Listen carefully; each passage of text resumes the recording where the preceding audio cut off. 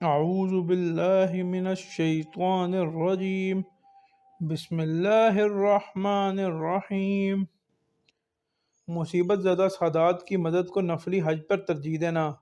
ربی بن سلمان کہتے ہیں کہ میں حج کے لیے جا رہا تھا، میرے ساتھ میرے بھائی تھے اور ایک جماعت تھی۔ جب ہم کوفہ میں پہنچے تو وہاں ضروریات سفر خریدنے کے لیے میں بازاروں میں گھوم رہا تھا کہ ایک ویران سی جگہ میں ایک خچر مڑا ہوا پڑا تھا۔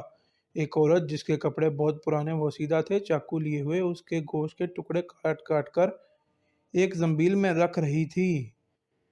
مجھے یہ خیال ہوا کہ مردار گوشت لے کر جا رہی ہے، اس پر سکوت کرنا ہرگز نہ چاہیے۔ عجب نہیں ہے کہ یہ کوئی بھٹیاری عورت ہے، پکا کر لوگوں کو کھلا دے گی۔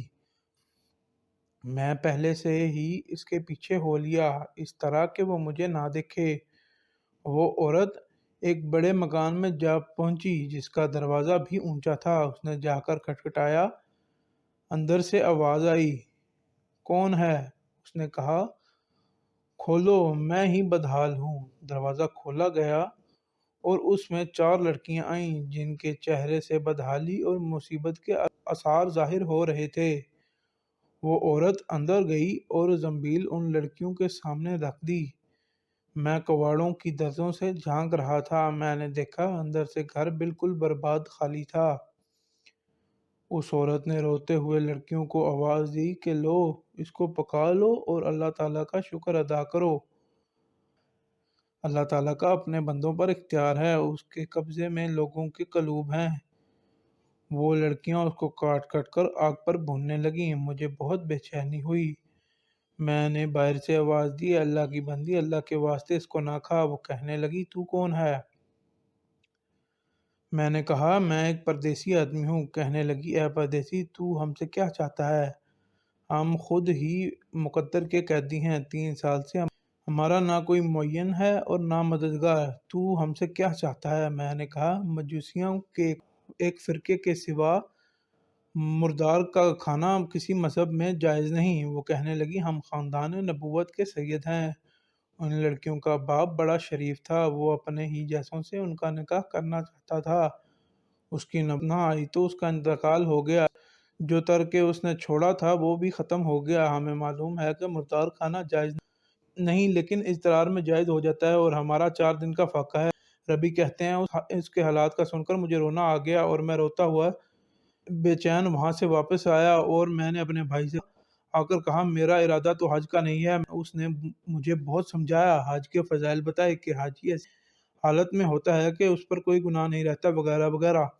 میں نے کہا، بس لمبی چوڑی باتیں نہ کرو۔ یہ کہہ کر میں نے اپنے کپڑے اور احرام کی چادر میں جو سامان میرے ساتھ تھا سب لیا اور نقد 600 درہم تھے وہ لیے اور ان میں سے 100 درہم کا آٹا خریدا اور 100 درہم کا کپڑا خریدا۔ باقی درہم جو بچے تھے آٹے میں چھپا کر بڑھیا کے گھر پہنچا اور یہ سب سامان آٹا وغیرہ اس کو دے دیا۔ اس عورت نے اللہ تعالیٰ کا شکر ادا کیا اور کہنے لگی، اے ابن سلمان، جا، اللہ جل شانہ تیرے اگلے پچھلے سب گناہ معاف کرے اور تجھے حج و عمرہ کا ثواب عطا کرے اور اپنی جنت میں تجھے جگہ عطا کرے اور اس کا ایسا بدل عطا فرمائے جو تجھے بھی ظاہر ہو جائے۔ جب سب سے بڑی لڑکی نے کہا، جل شانہ تیرا اجر 2 گنا کرے اور تیرے گناہ معاف کرے۔ دوسری نے کہا، اللہ جل شانہ تجھے اس سے بہت زیادہ عطا کرے جتنا تو نے ہمیں دیا۔ تیسری نے کہا، اللہ جل شانہ ہمارے نانے صلی اللہ علیہ وسلم کے ساتھ تیرا حشر کرے۔ چوتھی نے، جو سب چھوٹی تھی، کہا، اے اللہ، جس نے ہم پر احسان کیا تو اس کا نعم البدل اس کو جلدی عطا فرما اور اس کے اگلے پچھلے گناہ معاف کر دے۔ ربی کہتے ہیں کہ حج کا قافلہ روانہ ہو گیا۔ میں کوفہ میں ہی مجبور پڑا رہا کہ وہ حج سے فارغ ہو کر لوٹ بھی آئے۔ مجھے خیال ہوا ان حجاج کا استقبال کروں، ان سے اپنے لیے دعا کرواؤں، کسی کی مقبول دعا مجھے لگ جائے۔ جب حجاج کا ایک قافلہ میری آنکھوں کے سامنے آ گیا تو مجھے اپنے حج سے محرومی پر بہت افسوس ہوا اور حج کی وجہ سے میری آنکھوں سے آنسو نکل آئے۔ جب میں ان سے ملا تو میں نے کہا، اللہ جل شانہ تمہارا حج قبول کرے اور تمہارے اخراجات کا بدل عطا فرمائے۔ ان میں سے ایک نے کہا کہ یہ دعا کیسی؟ میں نے کہا، ایسے شخص کی دعا جو دروازہ تک کی حاضری سے محروم رہا۔ وہ کہنے لگے، بڑے تعجب کی بات ہے، اب وہاں سے جانے سے انکار کرتا ہے؟ تو ہمارے ساتھ عرفات میدان میں نہیں تھا؟ تو نے ہمارے ساتھ رمی جمرات نہیں کی؟ تو نے ہمارے ساتھ طواف نہیں کیے؟ میں اپنے دل میں سوچنے لگا کہ یہ اللہ کا لطف ہے۔ اتنے میں خود میرے شہر کے حاجیوں کا قافلہ آ گیا۔ میں نے کہا، حق اللہ تعالیٰ شانہ تمہاری صحیح مشکور فرمائے، تمہارا حج قبول فرمائے۔ وہ بھی یہی کہنے لگے، تو ہمارے ساتھ عرفات میں نہیں تھا یا رمی جمار نہیں کی، اب انکار کرتا ہے؟ ان میں سے ایک شخص آگے بڑھا اور کہنے لگا، بھائی اب انکار کیوں کرتے ہو؟ کیا بات ہے؟ آخر تم ہمارے ساتھ مکہ میں نہیں تھے یا مدینہ میں نہیں تھے؟ ہم قبر اطہر کی زیارت کر کے باب جبرائیل سے باہر کو آ رہے تھے۔ اس وقت ازدحام کی کثرت کی وجہ سے تم نے تھیلی میرے پاس امانت رکھوائی تھی، جس کی مہر پر لکھا ہوا تھا، جو ہم سے معاملہ کرتا ہے اور نفع کماتا ہے، یہ تمہاری تھیلی واپس ہے۔ ربی کہتے ہیں، اللہ میں نے اس تھیلی کو کبھی اس سے پہلے نہیں دیکھا بھی نہ تھا۔ اس کو لے کر گھر واپس آ گیا، عشاء کی نماز پڑھی اور اپنا وظیفہ پورا کیا، جو اس کے بعد اسی سوچ میں جگتا رہا کہ آخر یہ قصہ کیا ہے۔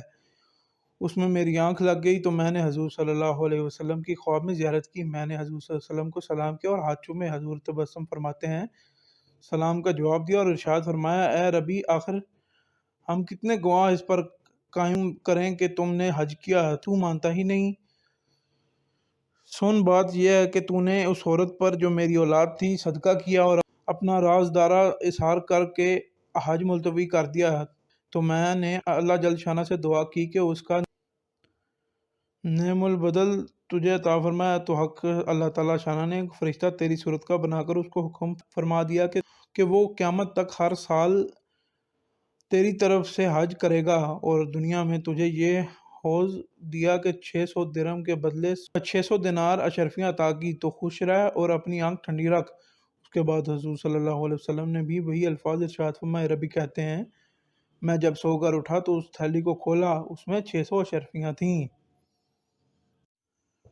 ہماری نوع آدم کے آنے والے تمام ناظرین سے گزارش ہے کہ چینل سبسکرائب کریں اور بیل آئیکن دبائیں تاکہ نئی آنے والی تمام ویڈیوز کی اپڈیٹ آپ تک بآسانی پہنچتی رہیں۔